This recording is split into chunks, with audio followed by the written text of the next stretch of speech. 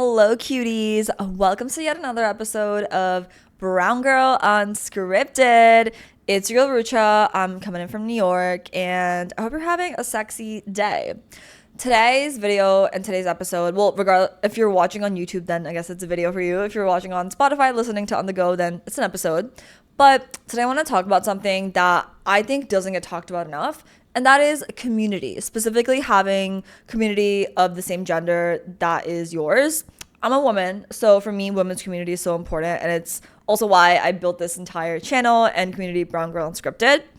And I want to talk about how that is built and how you can leverage that to your benefit and all the ways in which in your 20s, community can actually help you so much in a way that we're not always taught to, right? So if you're a college student, you're in your early 20s, even if you're 30s, 20s, like late 20s, whatever, this episode is for you. And I hope it gives you that boost in taking more agency over your career and just your personal life as well. Growing up, networking and building community is not always something that we're told that we should do. Even if you talk about networking, it's seen as very transactional, and it's seen as, yeah, you go hit this recruiter up and then you basically sound like a robot, a corporate robot, and you get this opportunity, whatever.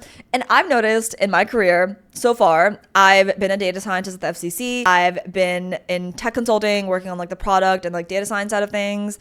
And then I've also built my own fashion company. And most recently, I'm interviewing for product manager roles, talking to investors about my app, which you guys should definitely check out. It's not out yet, but definitely get on the wait list, request an invite for that. And of course, growing this community. And my take so far has been that every single opportunity that I've gotten, even any call or anything, has always just been from me being genuine and me being honest with the person I'm talking to. And the way you might see it on LinkedIn is human-centered networking, which I guess that's true, but to boil it down, all it means is being a fucking person. Sometimes when you look at your favorite business show or any of the top leaders in our country, the 1% per se, they always rely on their relationships, how they come off, and what kind of value they're providing, right? It's not about a good resume even. It's literally just about the relationships you're building, who you're speaking to, and your ability to cultivate those, right? And when going back to community, so many opportunities and even personal progressions can come from you building community. Like when I first started my fashion company, the biggest reason why I got to where I got to, where I got to 5 figures, I got to partner with Shopify, I did New York Fashion Week. It's because of the business community that I built in New York City by talking to people and being excited and telling them about what I was building. Same thing within the tech space.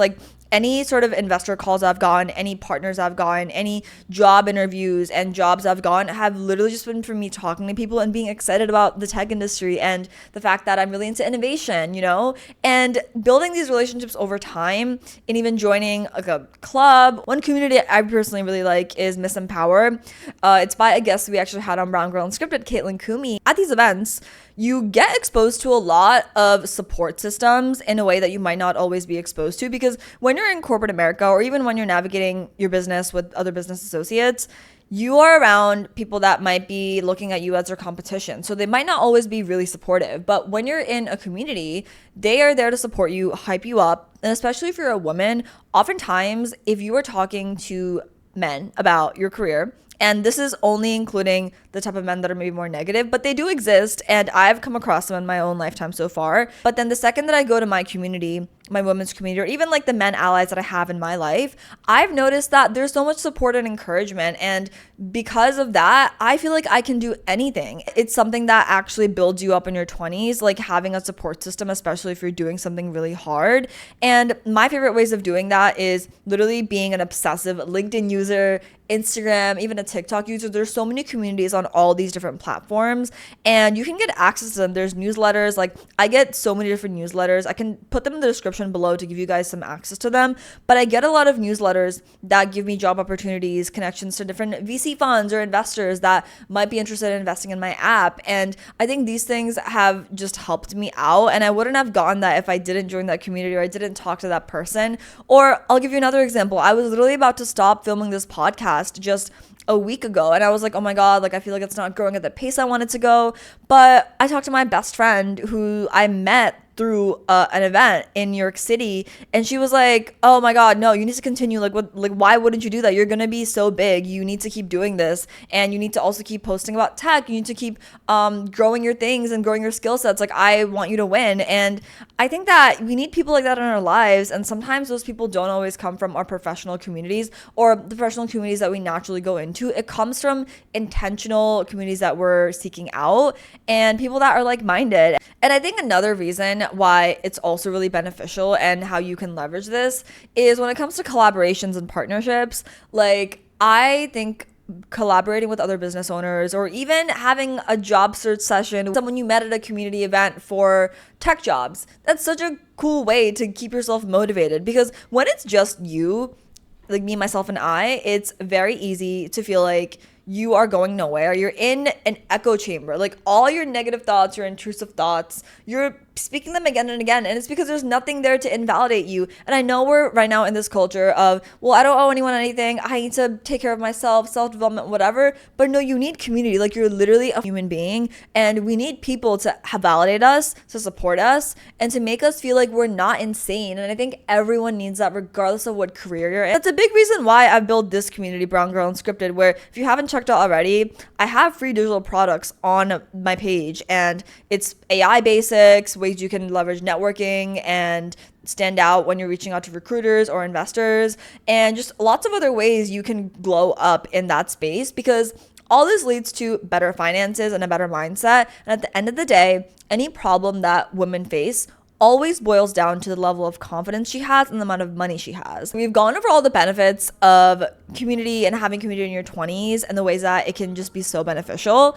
But one thing I want to say for any of the 20-somethings that are always feeling behind, because trust me, I'm also one of them. I never know what I'm doing. I feel like I'm behind half the time. And when I talk to other people, they're like, you're doing so good, da da da. And it's always like a comparison game, or it's like someone might think that you have your shit together when meanwhile you feel like you're drowning. And then you look at the other person and you're like, they have their life together, but they might be drowning in something else. And I think that it's very easy to get in our heads, going back to that echo chamber example I mentioned earlier.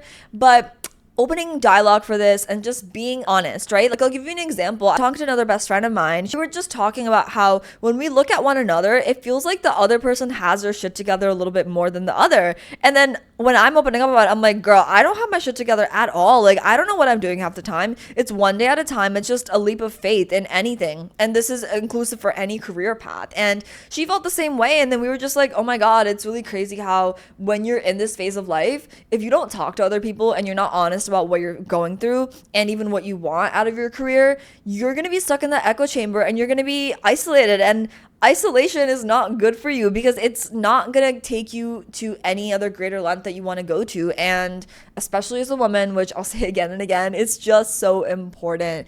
And I know that we're good at building emotional communities and being there for each other when it comes to breakups or anything, just like you're being sad, you're sad about something. But I think we also need to start having more support around career. We're getting close to the end of this episode, but I just want to end this off with one last thing, which I usually do with my guest, and it's just asking myself basically what I would tell my younger self when it comes to this specific topic.